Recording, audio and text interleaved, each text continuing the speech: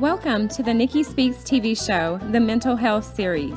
Join me on this show as I interview mental health experts and business owners to share their perspectives. Let's explore grief, anxiety, and stress, relationship topics, divorce, adapting to life change, and women empowerment. Join me as we talk about and explore mental health together. This is Nikki Speaks TV.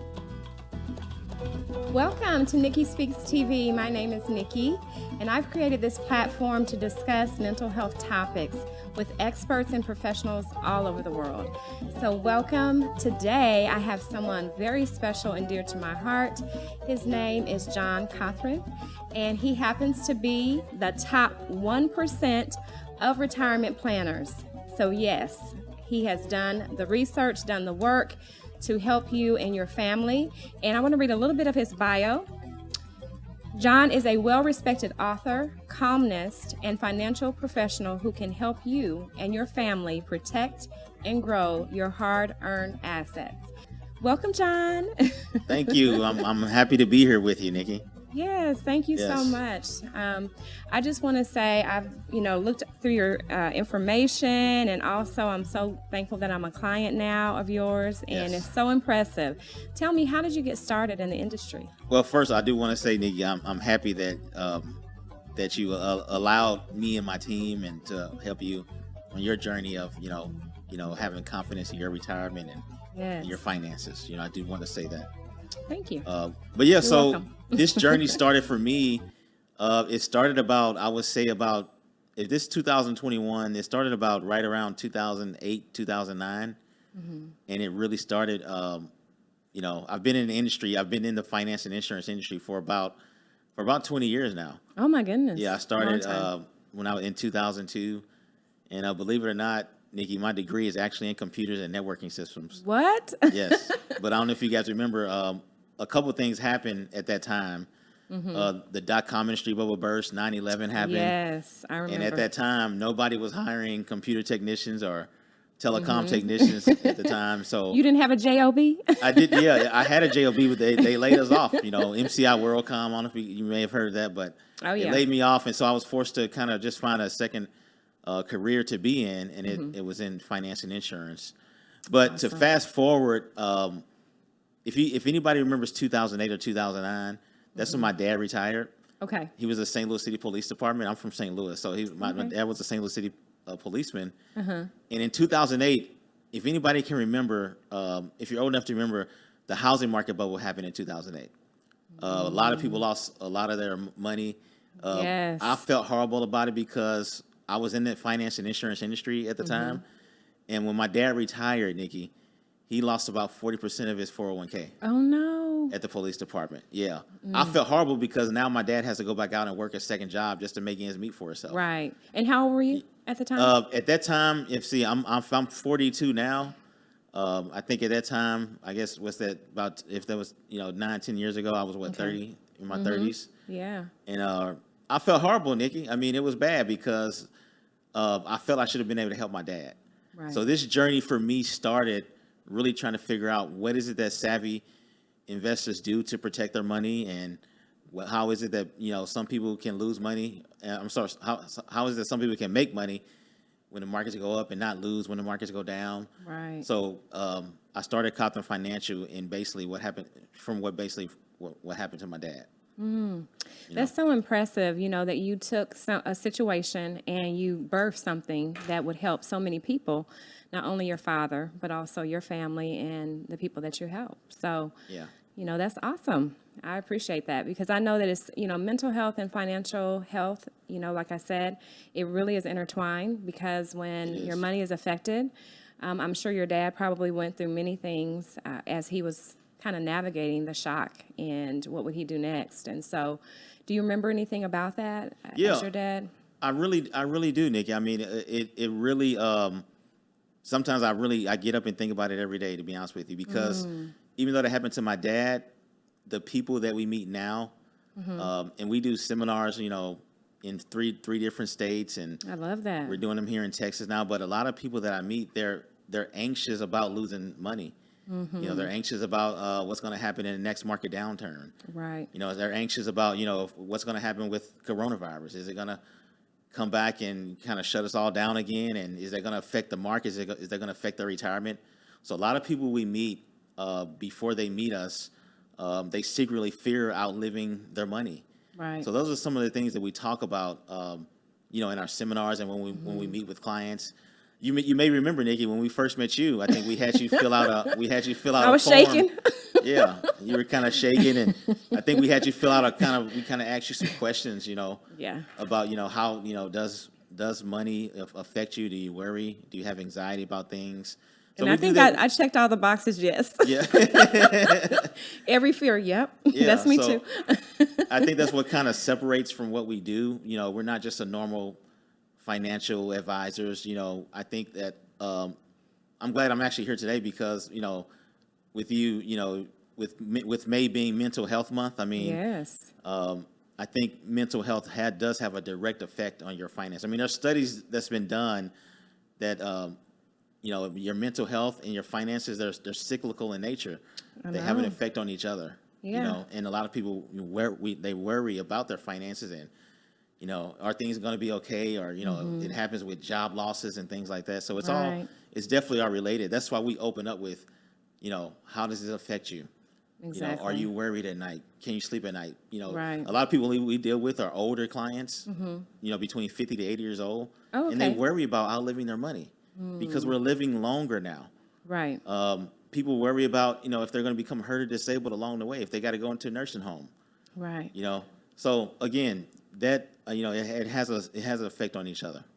Well, and I was just thinking, you know, the homeless, if you think about them, you know, many of them, if they lost a job or had some economic crisis, Right. that may be what caused them to, you know, just have issues in their mental health. And, you know, maybe they became homeless from that.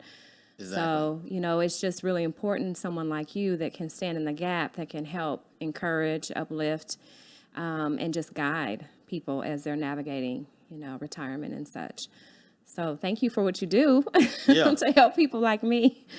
But I remember when I was going through my divorce and, you know, I didn't really know a lot about how to structure my finances and, you know, my retirement and all of those things. And so I was doing it on my own, you know, with the help of my parents as well. So they were awesome. But I just needed somebody like you. So I'm glad that I found you because now, you know, you can really help me clean everything up I messed up. No, no, I'm kidding. No, you can help guide me, you know, so that I can, you know, continue to increase in wealth and keep my mental health intact, you know, all of that. Right. Yeah, I mean, you made a good point. I mean, there are things that we all go through in life. You know, I've been through a divorce myself, and you know, divorces, deaths in the family.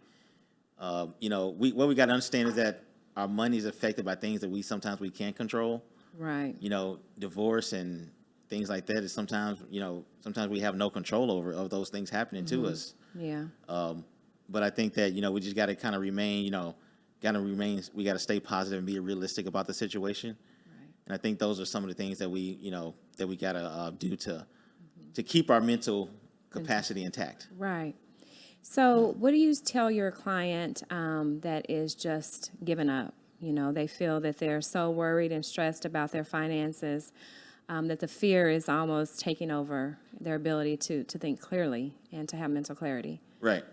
You know, like I just said, Nick, I think we got to stay positive, number one. Okay. Number two, you know, we have to be realistic about our situation. Mm-hmm. You have to And have tough conversations, right? Yeah, we have to talk about it. You know, I tell people all the time, you know, like if I have a husband or wife that meets with us, I mean, we have to have conversations, you know, about, you know, what our finances are going to look like, what we want it to look like in the future, what's going to happen if one of us pass away, what's going to happen if we get a divorce. You know, I mean, we have to have those hard, tough conversations with each other. And we got to make the most of our income that we're getting. But I always say, you know, and I even tell my wife this, like, I believe, Nikki, that nothing is ever a level 10 problem unless it's life or death. Wow. Yeah, nothing is a level 10 unless it's life or death. Tell me more about that. So I think what I mean when I say this is that anything we go through, you know, if it's not life or death, let's not put it on a level 10. We're going to go through job losses. We're going to go through layoffs. I went through 2 layoffs during my years up until now. I went through a divorce. I went through sometimes business don't do good, things like that. Major life changes. Yeah, major life changes. We are going to go through them, and nothing is level 10. So again, I think we got to stay positive. We got to be realistic. Remember, nothing is level 10. We have to make the most, we got to take small steps are key, I think. Right. We got to take small steps to get to our goal. Absolutely. And most importantly, I tell all my clients this, I think I told you this, you got to have a plan, Right. You got to have a plan no matter how, bleak it may look. Let's create a plan for wherever you're at, because everybody's situation is different. So we got to have a plan, if you're on the stage to accumulate money, let's make a plan to accumulate money. Or if you're already retired and you've accumulated money already, let's make a plan to make sure you don't lose it. Right. So I think that will take some anxiety and stress and worry off the table and to help us have a better mental health about it. John, we have so much to cover. Don't go away. We're going to come right back and talk about emotional spending next. You don't want to miss this.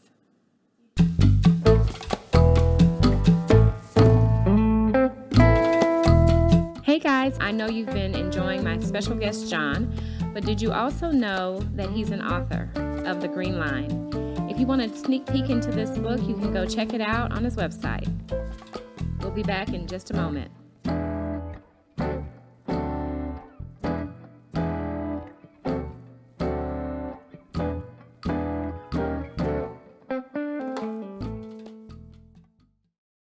And we're back with John Cothran, and he is talking to us today about emotional spending.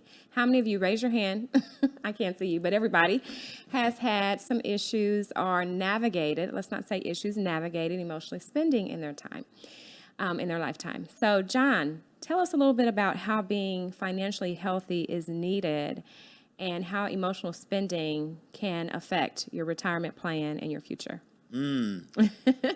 Wow, Nikki, that's a very, very, very good question. Hot topic. I think it's a very hot topic. I think we're all guilty of it. Yes.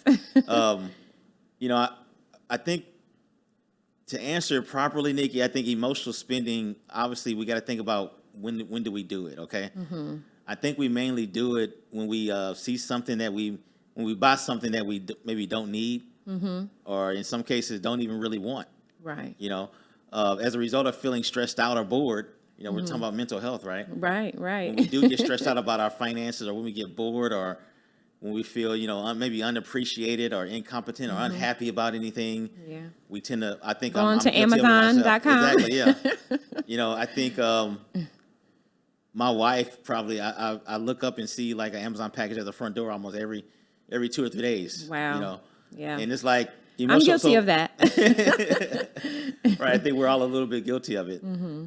So I think, to control emotional spending, you got to think about, again, I talk about having a plan. You got to have what is your plan when it comes to not only spending, but what is your plan for saving? Right.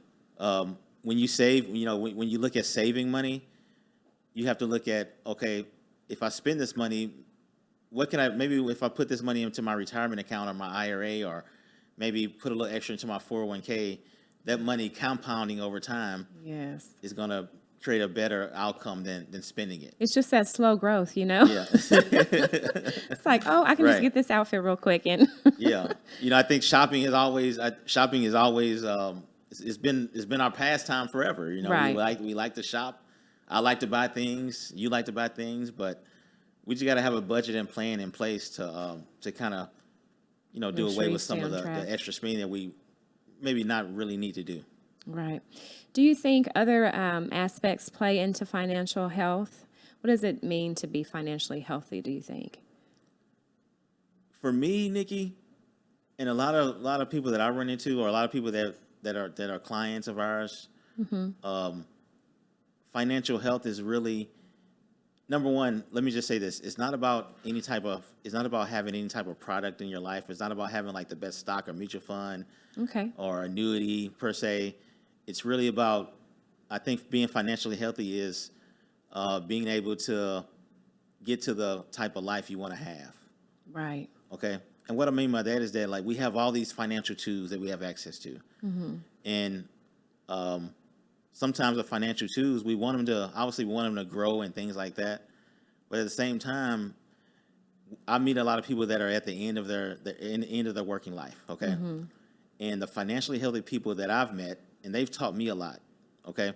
But the financially healthy people that I've met, they don't necessarily worry about what's going to happen in the market, or they're not necessarily worried about, if their money's if they're gonna lose money.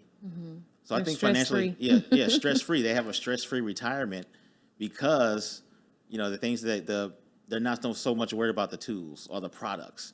You have a lot of financial companies out there, or financial advisors out there, say, hey, I want to sell you the best stock or mutual fund. We're going to help you grow your money. You're going to get 13-14% return. Where really, I found out it's not about that.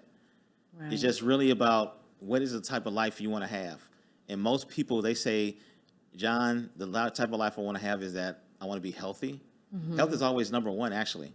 Right. Health is always number one. Absolutely. Because without, they say, quality of life, Quality of life, Absolutely. Sometimes you don't want to get to a point where you're spending all your wealth to maintain your health. Right.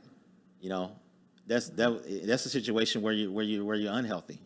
Right. So having your health overall, I think, is number one, and that's what we're talking about today. Is being mentally healthy. Yes. It goes right along with it. I'm talking about being healthy and mental wise and physical wise. I mean, we all have to be healthy, right, to maintain a good lifestyle. Right. Well, and in the U.S., there's so many of us that manage and navigate anxiety. Yeah. So I'm sure that you're seeing that, with the clients that you work with, that sometimes it's easier to worry and stress than to have that confidence and that peace. So what does your business or your company provide to your potential clients and to your current clients that gives them that peace of mind that they've made the right decision to be with you, right, to work with you? Yeah. So with us, so you got to understand, Nick, I'm probably contrary. I'm probably contrary to what a lot of you hear, what a lot of people hear about finances. Okay. I think I told you about what happened to my dad. Yes. So a lot of what I believe is contrary to what the norm is. Okay. Okay. And when my clients come to me, they are frustrated. A lot of them, before they meet us, they are frustrated with conflicting Wall Street advice they may get, or they wonder how taxes and inflation may impact their retirement. Right. Speaking of taxes, I think that's one of the biggest threats to our overall finances and retirement. Because the situation we're in now. I mean, our government obviously is, we're having to print a lot of money to help everybody, of course. Right. And with that said, I mean, do you think taxes will go up in the future or not? What do you think? Yes. Yeah, I think taxes are going to have to go up, no matter who's in office. Unfortunately. No matter if it was Republicans or Democrats or whoever it was, taxes are going to go up. And I think most people just want a simple plan to provide them the clarity, the confidence, and control that they really need and want to have throughout their financial life, whether you're retired or not. I mean, I think you and I, we're in a position where we're accumulating money to get to that retirement stage. Right. And I think you need a plan when you're accumulating money, and you also need a plan when you're at the stage of I call it the distribution phase, when you're retired and need to live off your money that you accumulated. Right. So I think being financially healthy, you got to have a plan. I know I sound like a broken record when I say that, but no, I think a plan is important, no matter if you're in your 20s, 30s, or 40s, or if you're if you're in your 50s, 60s, or 70s. What's the earliest age of the client that you've worked with? The earliest age? Well, I do have a lot of clients that say, John, you've helped me, you helped us in retirement, but, what do I tell my kids or grandkids? So we do, obviously we do work with younger clients as well, too. Okay. So I think the youngest age I think we have on the books is, I want to say 25. Okay. Yeah, 25. So we do have, we help as many people as we can, but we do have clients that say, hey, can you help my grandkids or kids? So we kind of get them on a path to it, get them on a plan. Right. Well, and I think plans are so important, and I can't stress that enough. That's why I was looking for somebody like you to help me devise a plan just to be able to maintain, what I have now and grow it. But when you have someone that does not feel that way, they don't feel that they need to have a plan. They want to take life one day at a time, live it as if it were their last. What do you advise them to get them on board? Because that, eventually a plan is needed. Right. So I talk a lot about plan, okay? Because I don't necessarily, I hate talking about products. I hate talking about stocks, mutual funds, bonds, annuities, even though obviously we use those in the plan, but it's not, that's not important. So you say, well, John, what do you tell a younger person who maybe think Or any age, because age, yeah. Yeah. So I talk a lot about the plan, but in essence, Nikki, the plan is really, the plan is a physical thing that we give people, okay? Okay. And it shows you your, it shows you what your future goals and things like that are. I'm going to get one. Yay. Yeah, you're going to get one of those. But more importantly, Nikki, what it does, that's what it is, okay? Okay. But what it does is the most important thing. Okay. What it does is it gives a person peace of mind. It takes the stress off of them. It takes the worry and anxiety away from you because, you know that you have something, you have like a roadmap in place, if you will. And you guys handle the rest, right? Yeah, and you want to meet it. It's like a living, breathing document. Okay, things change. Roadblocks happen. Like I said, divorce happens. Right. Layoff happens. So the plan is just not something that's set in stone. It's something that we go over with you every 2 or 3 times a year. So again, that's what a plan is. But more importantly, is what it does. It gives you peace of mind. It gives you clarity. It gives you confidence. It gives you control over your finances. Over what the end goal is in mind. I had I think one thing that I always like to say is that we always have to begin with the end in mind. I like that. Okay, so tell me more about that. So when I say the end in mind is that you always want to realize what is the end? Like what is the end goal? Let's start with that. We start with the end. What if it's to be a billionaire? Then we work our way backwards from that, Because that's the goal. Yeah. So we start with the $1 billion and say how do we get there? So start with the end in mind. If you get me to billionaire status, John, you'll be a trillionaire. That'll be great. Right. Awesome. So does that make sense though? Starting with the end in mind. Yeah. Obviously, are there any goals that are just too much as a billionaire? Striving for that too high, not realistic. I don't think any goal you have, I think we all can achieve. Great answer, because I was going to fire you. I think we all can achieve the dreams that we want to have. So yeah, I don't think that's a unrealistic goal. Okay, so take me from billionaire to backwards to wherever we need to go to begin. Right. What do I do first? Right. If I knew that or knew exactly how to do that, Nikki, I probably, I don't know if I'd be. No, I'm just kidding. I love what I do, but.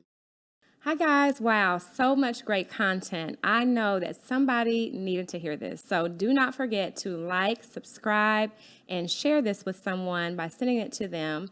And don't you go anywhere. Come right back because we're going to be talking to John about his book, Follow the Green Line. Hi guys, as you know, speaking is something that I'm so passionate about.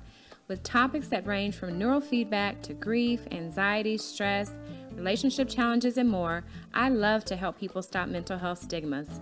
When you book me for in-person or virtual speaking engagements, you will enjoy a 10% discount in honor of Mental Health Awareness Month, as long as you book in the month of May. So go ahead and click on the link, and let's book your discovery call.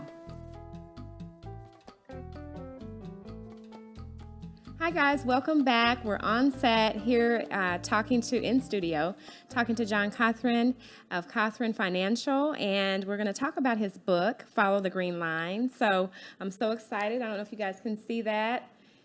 Tell us a little bit about your book, John. Sure. So no, Nikki, this book was basically birthed out of what happened to my dad. Wow. I think we talked a little bit about that earlier, but my dad retired from the St. Louis City Police Department in 2008, and I felt bad about when he retired, Nikki, because if you remember what happened in '08, housing market bubble burst, the economy was bad. Right. Everybody lost about anywhere from 37 to 40% of their accounts. And because of that, my dad was one of those victims, I should say, who lost a lot of money because all of his money was in the market.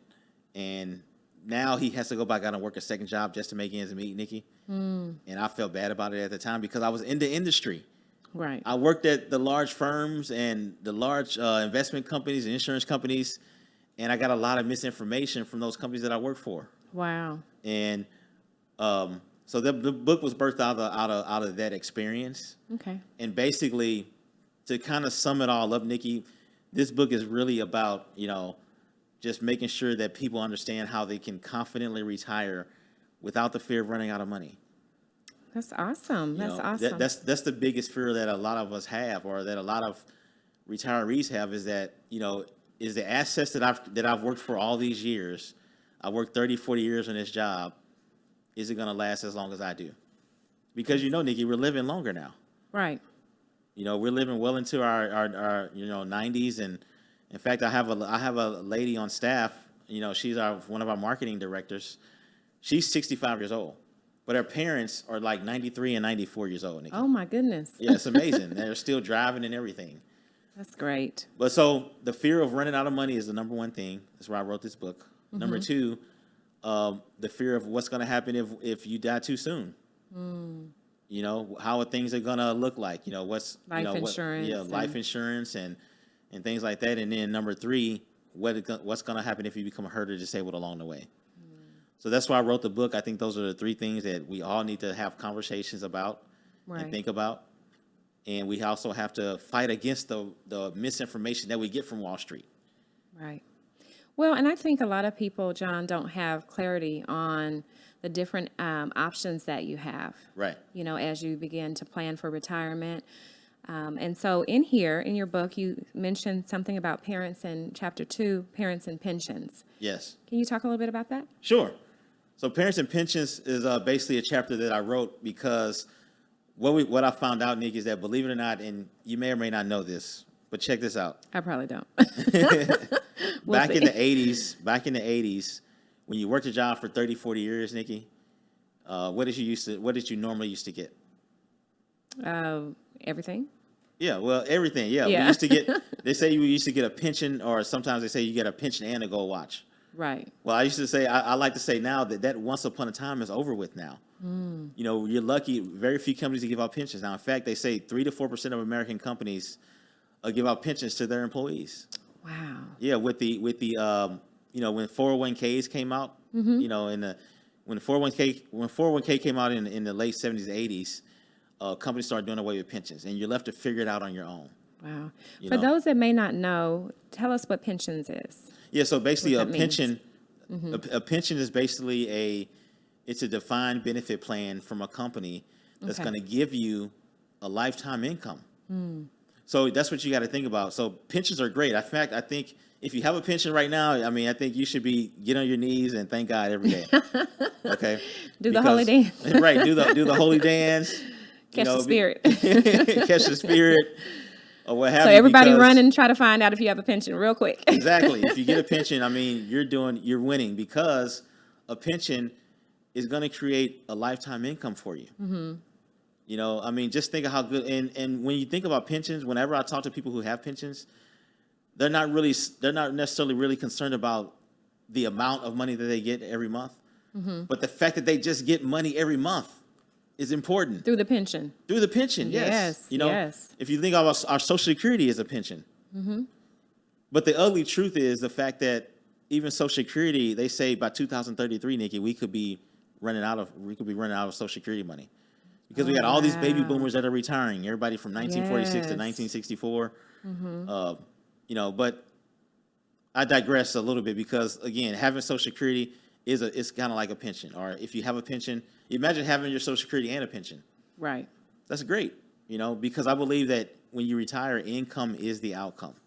True. Okay. The more income you have, the more better off you'll be, the less stress you're going to have. Absolutely. for people who don't have pensions, we got to create a pension for ourselves. Right. You know, and that's the savings we got to do throughout our lifetime. You know, if that 401k, how can we turn that into a pension?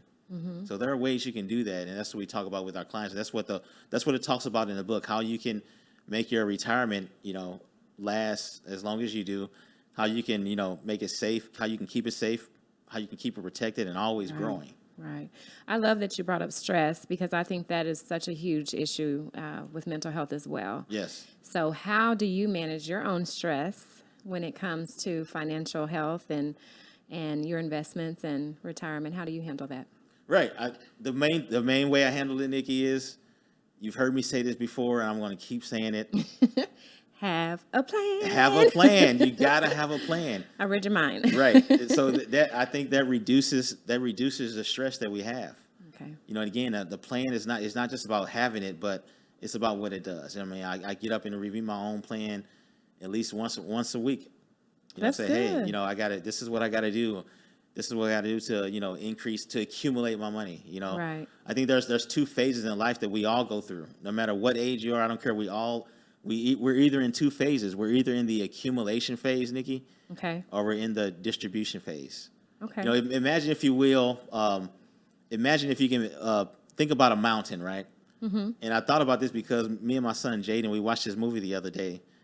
It was Mount Everest, okay?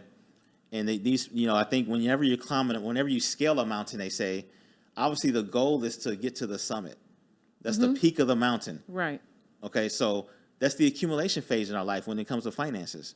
We're trying to climb the mountain. We're trying to get to the top. Yes. You know, but once we get to the top, what do you got to do after that, Nikki? Celebrate. Yeah, because you have all the money. We celebrate. We're at the top, but it's one important thing that we got to do after that. What? We got to come down the mountain Oh, to go yeah. home. Can't stay up there. Yeah, and they say, and there's a study that's done. They say a lot of people, about 60 to 70% of people actually die on the way down the mountain. Oh no. Yeah. So again, that happens because, you know, we're in the accumulation phase. We're making money. We got to the top. Yay! We got assets. We made a lot of money, but you know, coming down the mountain is nearly as important as going up the mountain. Right. Okay. So Right. you gotta realize those two phases of your life, and you gotta have a plan for both of them. Right. When you get to the top. Yeah. When you get to the top, we gotta come back down. And that's what people don't realize. When you go up the mountain, you got to come back down the mountain as well too. Absolutely. So that's why, you know, having a plan is like having, they say when you climb a mountain, you're supposed to have a Sherpa. And I never knew what I never knew what it meant. Yes. A Sherpa is actually someone or something that helps you, you know, go up the mountain and come down the mountain. Are you my Sherpa? I think you're my I'm Sherpa. your Sherpa, nigga, yeah. I'm your found my Sherpa. Sherpa. I'm going to have you go up the mountain. We're going to have you come down the mountain as well too. Yes. So yeah, I think that's important to have, you know, having a plan and having someone that, like she said, that you can talk through these things with. Right. No matter what phase of life you're in. Well, you know, I have found that it's so much fear, you know, getting back to mental health, Right. so much fear and anxiety. To me, it's, you know, fear turns into anxiety. But anyway, with regard to running out of money, like you have mentioned before, and it becomes, I think that converts into stress. So you got this little triangular thing going on here Right. when it comes to obtaining wealth. But then I've also heard that it's so important to have mental clarity and to have that, like you said earlier, peace of mind and just be stressless or whatever. And it's just, talk to the anxious person, John. Like, what do you say to them, you know, when they're in that zone? If they don't know how to get up the mountain, they don't, you're their Sherpa, but maybe they're not trusting you 100%. They're trusting maybe in their finances more. Right. Yeah. So I think the number one thing, when I meet an anxious person, I think the first thing you got to do, Nikki, and it's going to sound so simple, okay, but we gotta take a breath and relax. Yes. And I think you can kind of speak to that a little bit too. Yes. You know, when you're anxious. When you're anxious, Nikki, and when you're worried and or depressed, you know, I just read this the other day, and I think you can probably speak more to this than I can, but it releases that, you know, that thing called cortisol in us. Absolutely. And cortisol, you know, it can be good or bad when we're getting our heart rate up and we're on the treadmill, things like that. but cortisol can have a reverse effect too. Mm-hmm. You know, when we're anxious and creates cortisol in our body, that creates disease. You know, Right.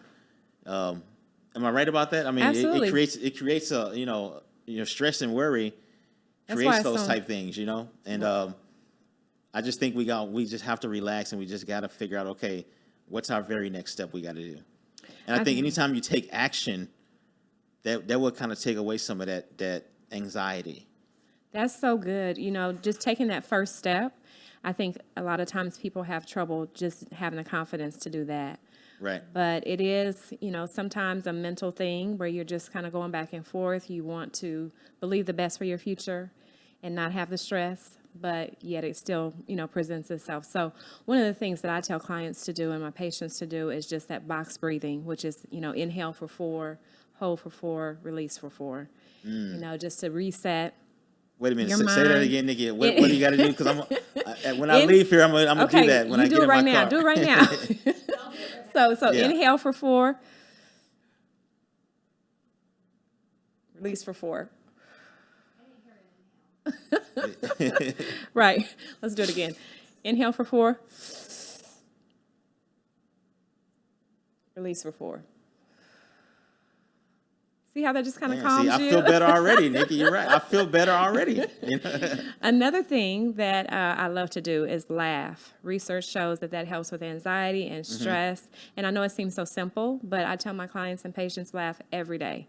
That's why I'm always cracking up, like any chance I get. Yeah, I believe I'm that. either cracking a joke or I'm laughing at the joke.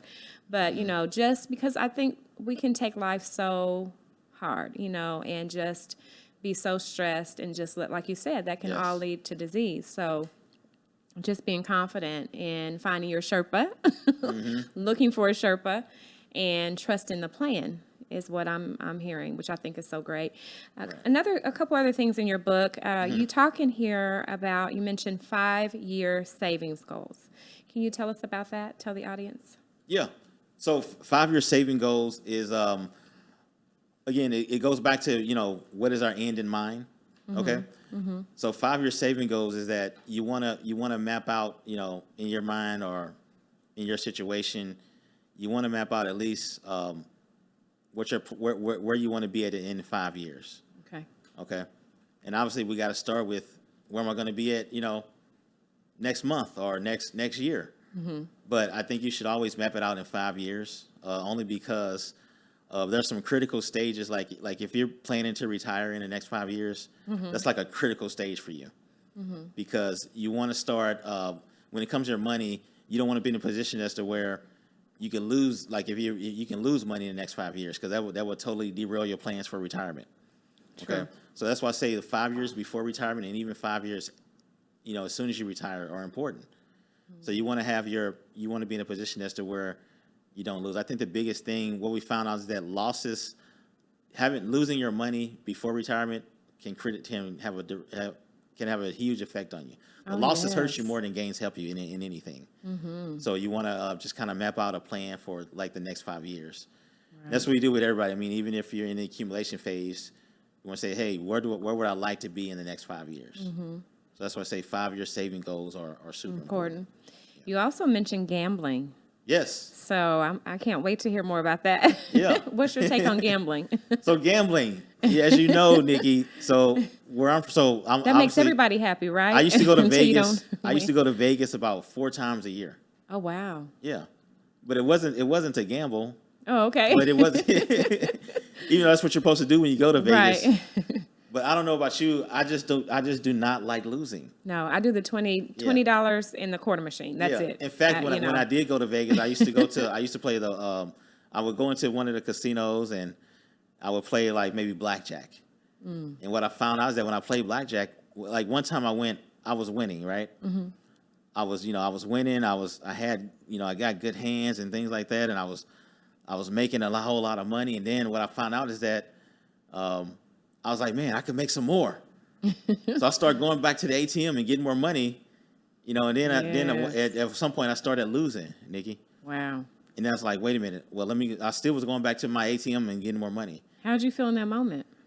I felt the greed in me. We all got that little bit of greed in us. Like, wait a minute, I can get more. you know. So I talk about gambling because I believe that, and again, like I told you, a lot of things I say are going to be contrary to what you may have heard. Okay, but I believe that when it comes to your money, you should not gamble. You should not play the Wall Street casino. That's what I call it. Having all of your money in one place, like the market. Right. As we know, the market, we like the market because it goes up, right? But we hate it when it goes down. Yes. And again, it all goes back to what happened to my dad because all his money was in the Wall Street casino, in the market. And I'm talking stocks, mutual funds, bonds, REITs, ETFs. It's like you're gambling because we can make a whole lot of money in one day, but we can also lose the seat of our pants the next day. So again, goes back to, we talk about the 5-year plan. You do not want to play the Wall Street casino with your money or retirement when it's the most important thing to you. If you don't have a pension, we need this money to live off of. True. So we don't want all our money in a place where we can lose it. We like it when it goes up. We hate it when it goes down. So that's why I say let's not play. You don't want to play the Wall Street casino because you could lose the seat of your pants the next day. It happened to so many people in 2008. And that's what got me on this journey.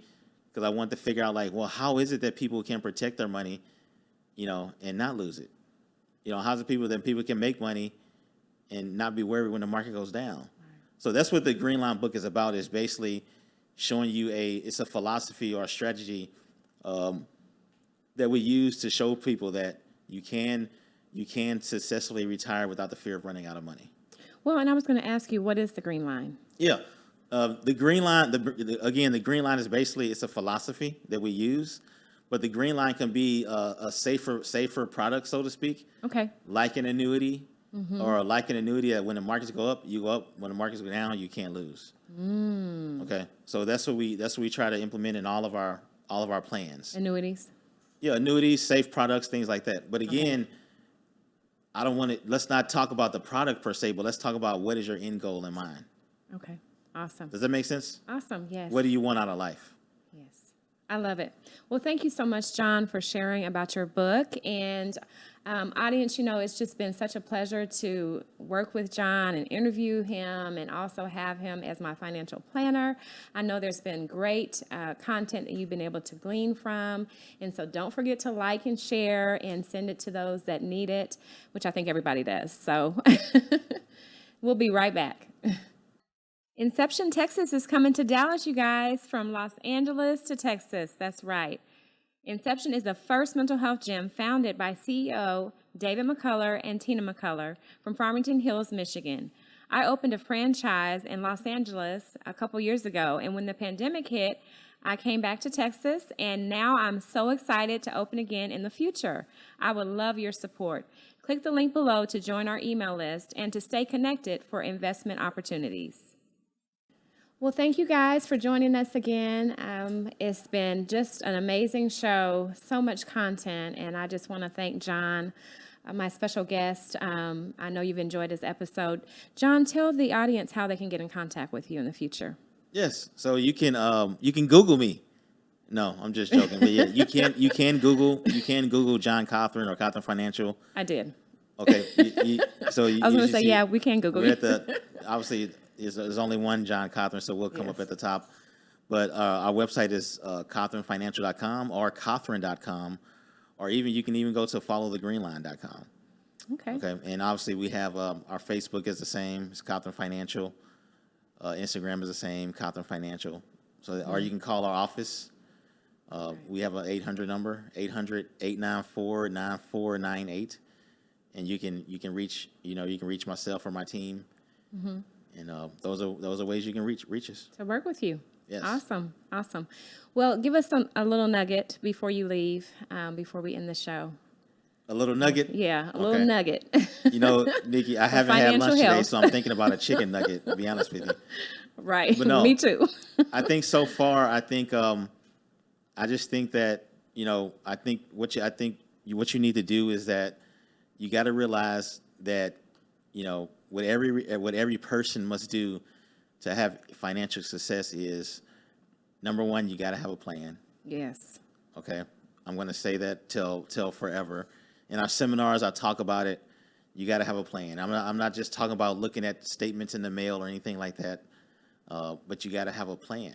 You got to have some type of plan in place. Like a roadmap to follow. Yes. To the top of Mount Everest. Exactly. You got to have a roadmap. Yeah. Yeah.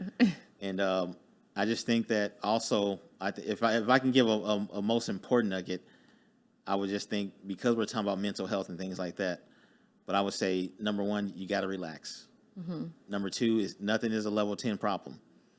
Okay, whether you're in the accumulation phase or you're in the distribution phase, like, I think we did that breathing exercise. Yeah. You got to relax and breathe and basically figure out what's most important in life. Right. It's not about any type of product. It's not about a stock. It's not about a mutual fund. It's not about an annuity. It's not about a bond or anything like that. It's what's most important is, what do you want from your life? Okay. So let's forget about the tools. Right. We're going to only focus on the results that we want from those tools. And more importantly, how do we want our life to be? I think being healthy is what's most important. Being healthy physically and mentally is probably the most important thing, even before we get to talking about our finances. So true. So true. Yeah. So that's why, that's why I was happy to speak with you today about that, because I think mentally and physically, being healthy is more important than even our money is concerned. Right. Again, we don't want to. If we're not healthy, we're going to spend all our wealth anyway to take care of our health. That's true. That's true. They say even in marriages, romances without finance is a nuisance. Right. Haven't heard that one. That's a good one. Yeah. So it all comes together, I think, as far as like our health and being healthy mentally, not being anxious and worried. But let's begin with the end in mind. I love it. No matter what phase of your life you're in. I love it. Well, I always say that my mission in life and in my business and with the show even is to help my clients, the listeners, subscribers have healthier and happier lives. So whatever it is that I can do to interview people like you, thank you, and also to speak to others about that, I think is just powerful. If you're healthy and happy, what else do you need? I totally agree, Nikki. You said it right. So yes, thank you guys for joining us today. Thank you for listening and just being open to understanding money at a different level, and financial health and mental health and how that's intertwined. So don't forget to follow John. And also, if you have any questions about the show or John or myself, you can email the show and I'll be glad to answer those and get right back to you. Thank you. Hope you guys love this week's episode on the Nikki Speaks TV Mental Health Series show. Don't forget to like and subscribe. You can find me on Facebook, Instagram, Twitter, Pinterest, YouTube, and TikTok. And my web address is linktree/Nikki.speaks. Can't wait to see you next time.